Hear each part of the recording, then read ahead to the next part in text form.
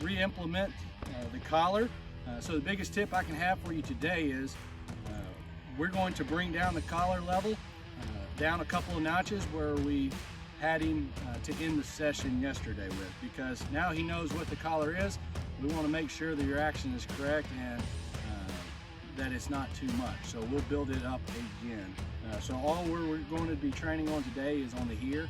I'm going to try to put him in the correct heel scenario as well. So you might see me tug and also do a nick to get him in the correct heel position. The correct heel position is his shoulder is with your hips. So right now, exactly how I like him to be. That way, if you're walking, he can see everything in front of you. If you're shooting, as far as birds, he can see everything on this side, and he can actually come over here and see all this side as well.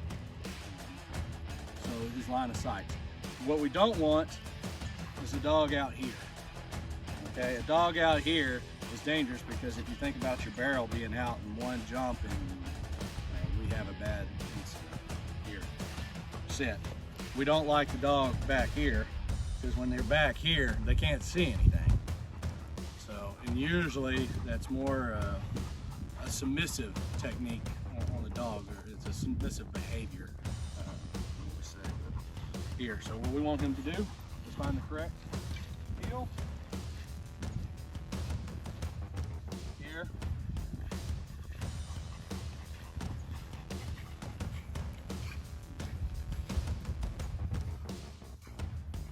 Here, here, here.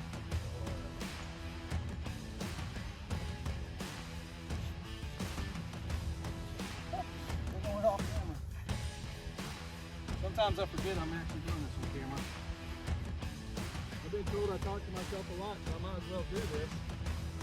Here.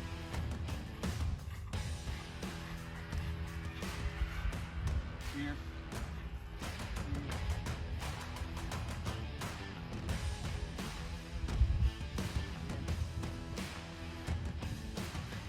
So we're still looking for the same sides. We're still looking at his ears.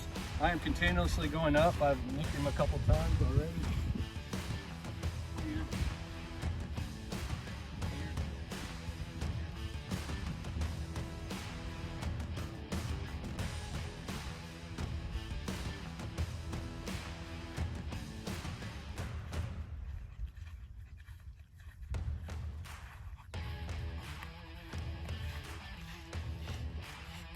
Here.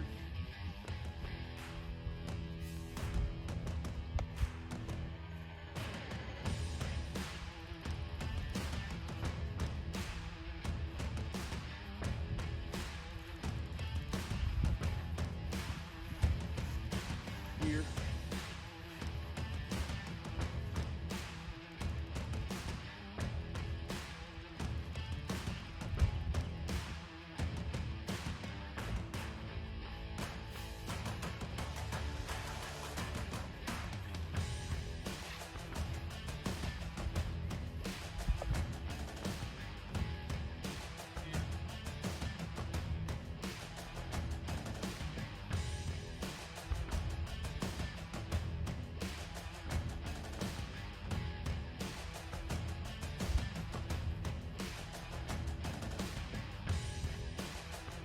What I eventually want to be able to do is where I'm no longer jerking with the leash, I'm just having it loose and I'm just doing nicks to get him where I want him to be.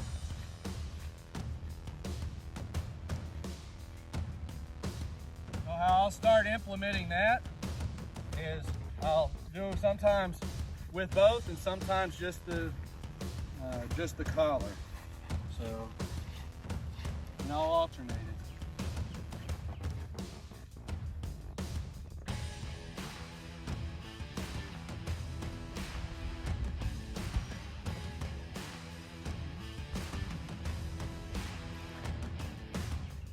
So another confusing thing about these collars for a lot of people is the difference between a momentary and a continuous stimulation and what you like. To be honest, I think different dogs require different stimulation depending on what we're trying to do with it.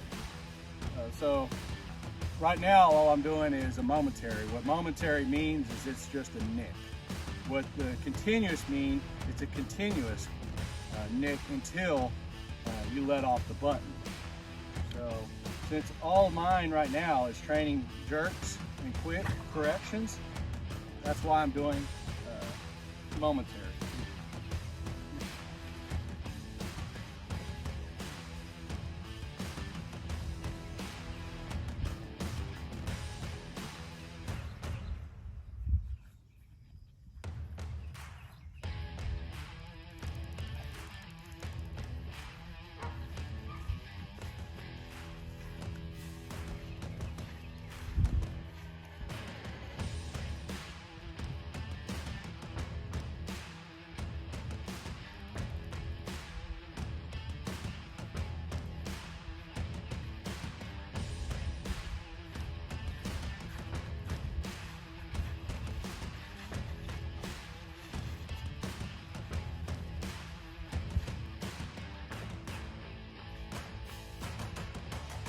All right, so on that last turn, I left the collar loose, and I'll do it again this time, and I'll do nicks for the here.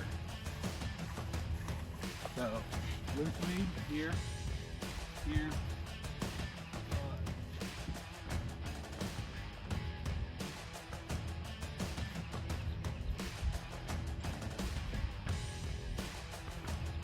here. So we got to see a good reaction on his face that time with the collar, so I know I'm at the right level. Every dog is going to have a different level. Just because your dog is huge, big, and you think it's bad doesn't mean he's going to be at the top of the collar. I want to use as little pressure as I can get away with to get my correction. I'm not trying to overwhelm him. So I know a lot of this seems monotonous, and let me tell you it is.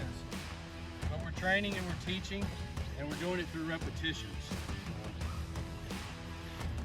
So everything is a little bit different here. See, slack lead.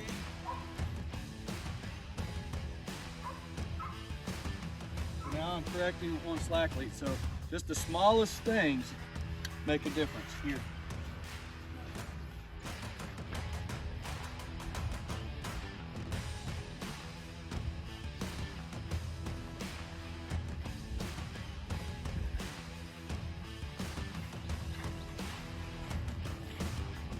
Here.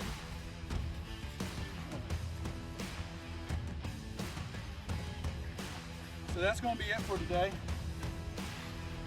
Chef. Hopefully y'all enjoy these videos. We're trying to educate you a little bit about the collar, a little bit about teaching and training a dog itself. We'll go from there. Y'all have a good day.